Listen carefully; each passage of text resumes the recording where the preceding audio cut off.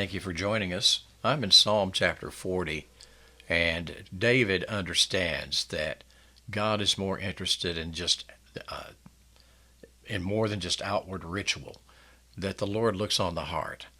And David also understood that he was the fulfillment of a prophecy. And so he says in Psalm chapter 40, and this will be quoted in the New Testament, sacrifice and meal offering you've not desired, my ears you've opened. I'm listening to you. Burnt offering, sin offering you've not required. Then I said, behold, I come. In the scroll of the book it's written of me, prophecy. I delight to do your will, O my God. Your law is within my heart. Now the writer of Hebrews is convincing potential believers and also believers that are wavering that the sacrifice of Jesus is the fulfillment of all of those Old Testament sacrifices, and that the only sacrifice that he really is absolutely pleased in is the perfect sacrifice of his Son. So he quotes Psalm 40. When he, speaking of Jesus, comes into the world, he says, sacrifice and offering you've not desired, but a body you've prepared for me. In whole burnt offerings and sacrifices for sin you take no pleasure. Then I said, speaking of Jesus, behold, I have come. In the scroll of the book it is written of me, to do your will, O God.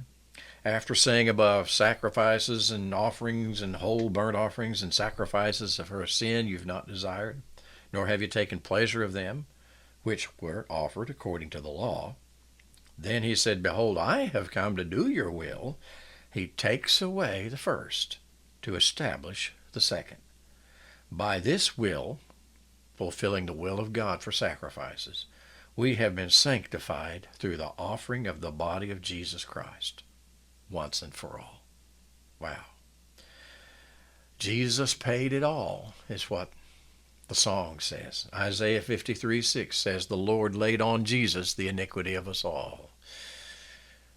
Since AD 70, there has not been a temple in Jerusalem. So there has not been an animal sacrifice for the Jews for that long. That doesn't bother God because his Son paid it all. His Son is the fulfillment of every sacrifice of every animal that's ever been made. There's no need for anything further. Place your faith in Jesus Christ, who paid it all, and went to the grave, and arose to give everlasting life to everybody who calls on him. God bless you. All done.